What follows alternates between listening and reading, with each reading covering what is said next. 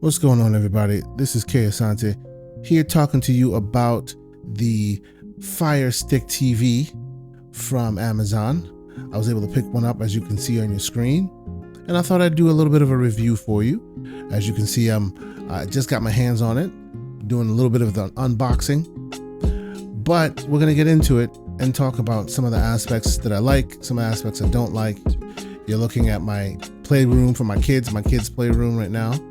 If all goes well, this is where they will be playing their new system, and we shall see. So as you can see, it comes in basic packaging. You get your remote, unfortunately no controller, your Fire Stick itself. Let me unbox it real quick, and for the purposes of time, I'll speed some of this stuff up here. Pretty sparse packaging with some instruction manuals, your cable that you use to actually power the system, because you can't just plug in the Fire Stick. You also need to plug it into a USB, and also an extension for the HDMI in case it won't plug into the back of your TV without it. So that was at least useful.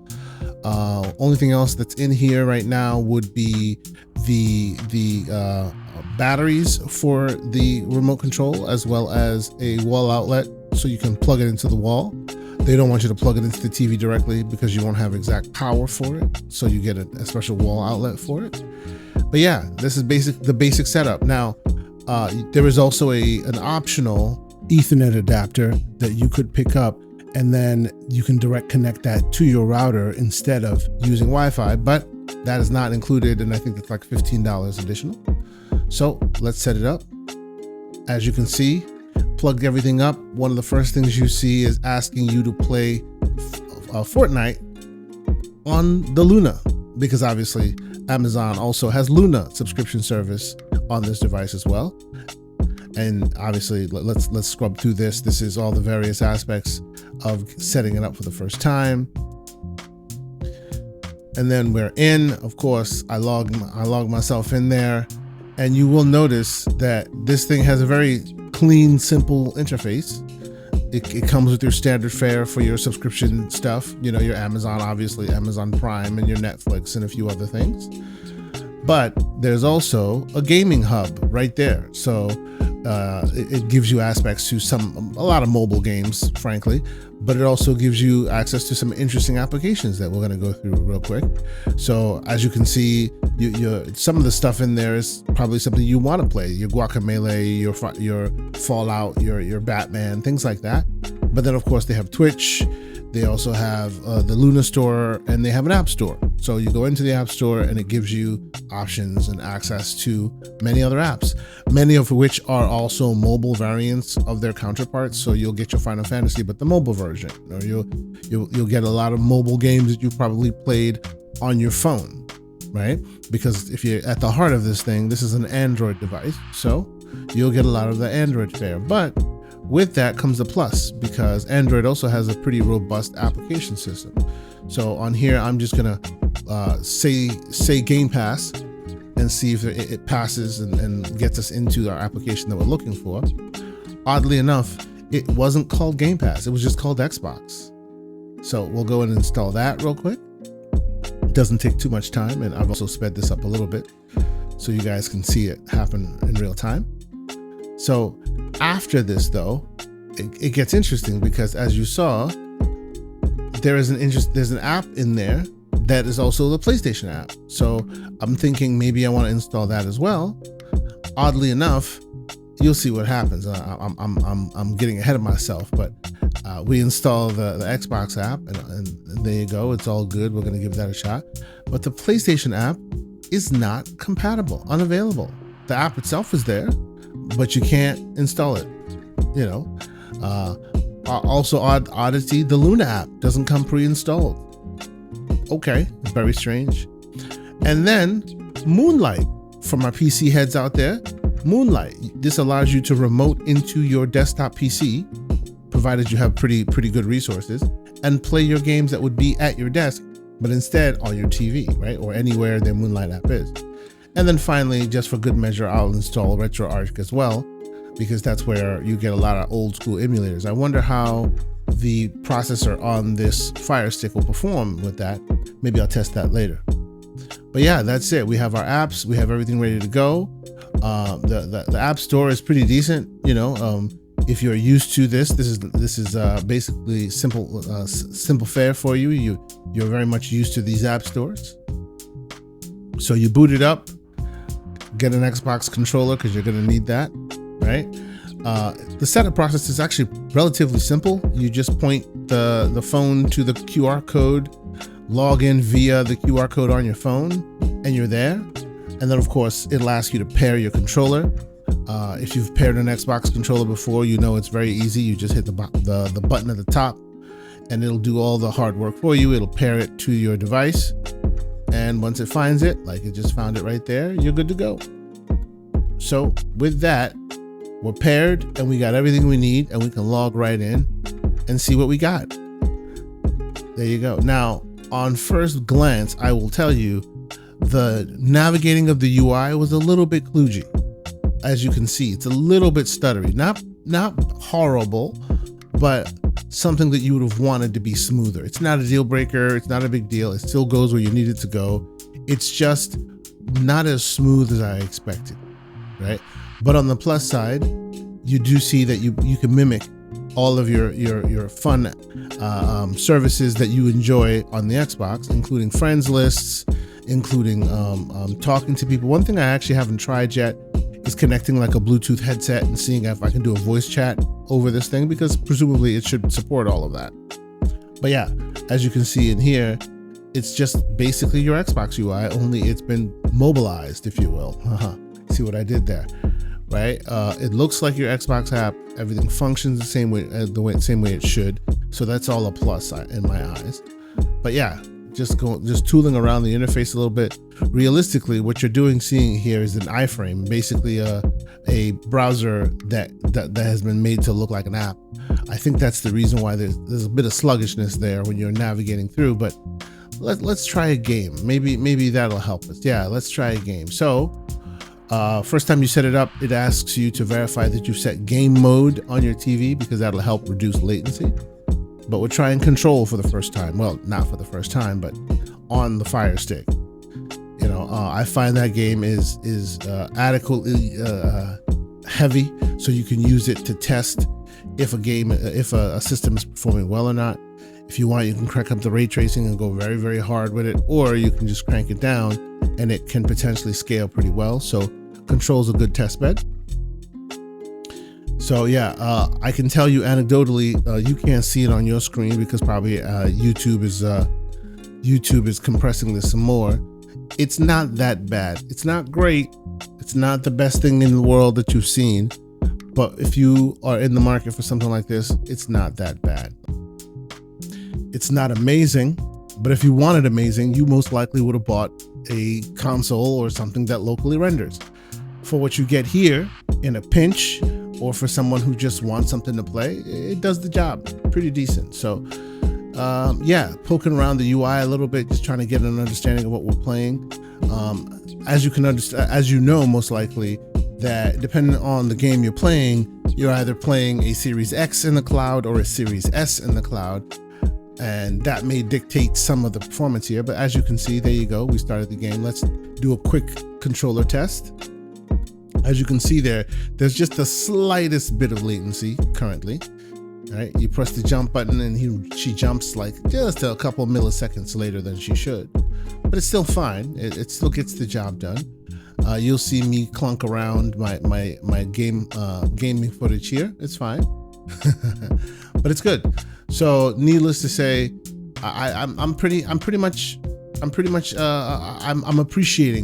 the gameplay experience I have right now with this, right? So I wouldn't expect to play a Twitch shooter here. I think playing something like a Twitch shooter would be detrimental because you would feel that lag a bit more than you'd care to. I don't have a performance counter up, but I'm pretty sure that I'm running currently at about 35 frames. If you're playing something a bit more substantial, you'll need higher locked 60 frames, and you're definitely not getting that from this thing. And remember, it's not just a factor of your internet, it's a whole bunch of other factors. I doubt you'll get very many solid 60 games on this thing. And if you do, they're very indie in their nature, not crazy 2D, not crazy 3D characters, right? But needless to say, it was a fun game. I enjoyed playing it here. I think I played it for about 3 hours just on here. For my folks who are not used to Control, amazing game. More people should play it. I'll let the footage ride out for a little bit, and I'll come back when we have other footage. Here we go.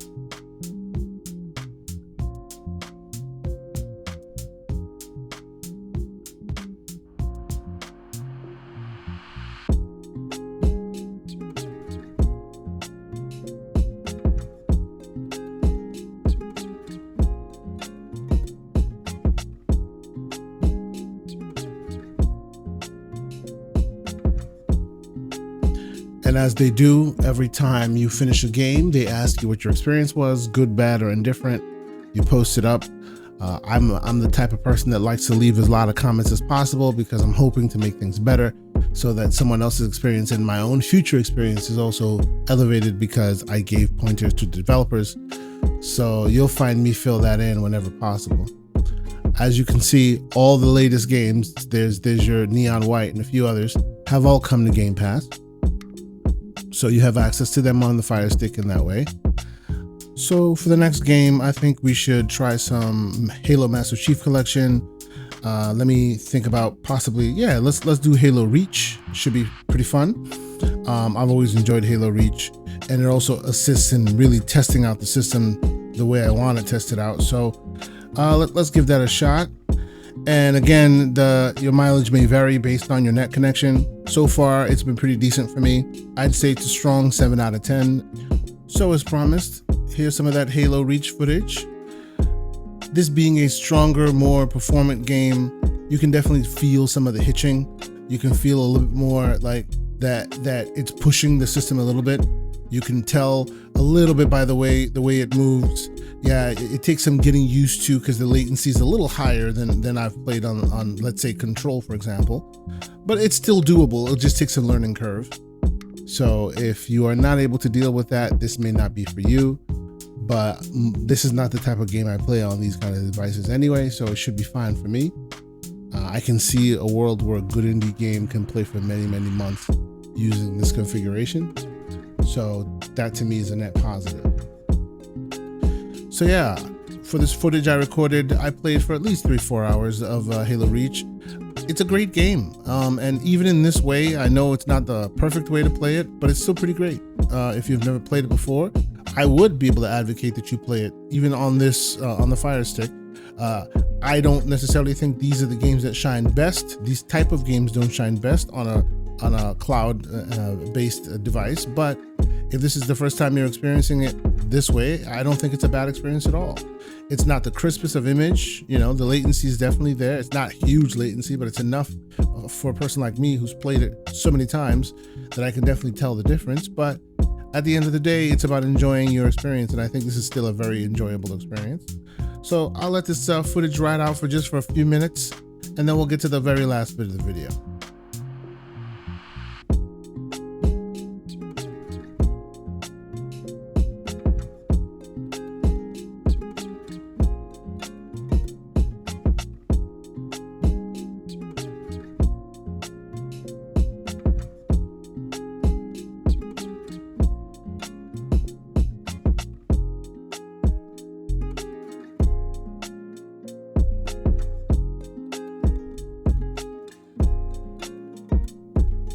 Now, before we get out of here, let me show you some other things that this device can do in the form of Moonlight. Now, I've used Moonlight for some time now, and basically it is like Steam Link, application that was a pretty big deal back in the day. What Moonlight basically does for you is it allows you to configure many aspects of it and define how clear and how quality it is based on your network, and then allows you to remote into your desktop PC. So think of remote play and from Xbox or PlayStation, only as you can see on your screen here, it has a lot of capabilities and it lets you do a lot of things to really dial in that real crisp quality. So as you can see, by default, it will remote into your general desktop or it'll remote into Steam in big picture mode. And obviously I will be doing Steam big picture mode. And here you go. As you can see, it's just your standard big picture mode. If you press the Xbox control, there you go. As you see right there, the Xbox start and the select button at the same time, you can start emulating a mouse just in case you run into any of those mousy, Windowsy troubles that you possibly need a mouse for, but you don't need it. You know, if you press that same combination again, it goes back to regular desktop mode. So I think this time we're going to try something a bit more interesting. Let's play a little bit of Elden Ring if we can. Now again, this is Elden Ring playing on my 4090 PC in my office, but with the power of remote play and Moonlight, I can then stream it to my desktop and basically play it from my desktop as if I was playing it natively on there. And I gotta say, you'll see the footage pop up a little bit. Remember, this is not a full-fledged console solution. There will be a little bit of delay here and there. And I could fix the delays if I work with it a bit longer, but I thought I'd just roll it default. I made a few changes to our network configuration to get it running. But even this footage you're looking at right here, you won't see it on the footage here like so, but it is 4K native 60 frames per second, and it runs exactly as advertised. It's pretty awesome. Moonlight facilitates that because obviously it's connecting to your local machine instead of connecting to a server somewhere. But yeah, here's the footage. Here's my guy. I call him my pumpkin head. I'm rolling around with two swords. One has fire damage. The other one has ice damage. So I call them the blades of ice and fire. For those who know. I beat one of the sub bosses who was rolling around with a pumpkin head. So now I got his pumpkin head as my mark of victory. In the past, I've beaten this game. Well, not beaten it, but gotten close to beating it, and then I kind of fell off. And then obviously, Shadows of the Erd Tree got everybody excited. So now they're ready to jump back in. I too am ready to jump back in. So this concludes my testing for the week for the Firestick. I'll keep using it. I'll set it up for my kids. But I do agree with those who ask the question, that is, of who was this made for? Because honestly, I am still kind of questioning that myself. I think it's been said on a few occasions, this thing's not really ready for prime time, right? With the recent price changes, you would think there would be a tier for a customer who doesn't have access to a console, but due to this new app on their existing Firestick, they now may want to dip their toe. But until now, that new tier has not materialized. So if you're one of those folks who thinks that this is not for them, I can't fault you. It's decent tech. It's not great tech, but it's very cost effective. $39.99, I should say, by the time I'm making this video. But yeah, this is the Firestick. Maybe I'll do a few more tests around it, but it is what it is. I appreciate you watching. If you would, please hit the like button. We also do a show every weekend called the Gaming Circle Podcast. Thanks again. Peace.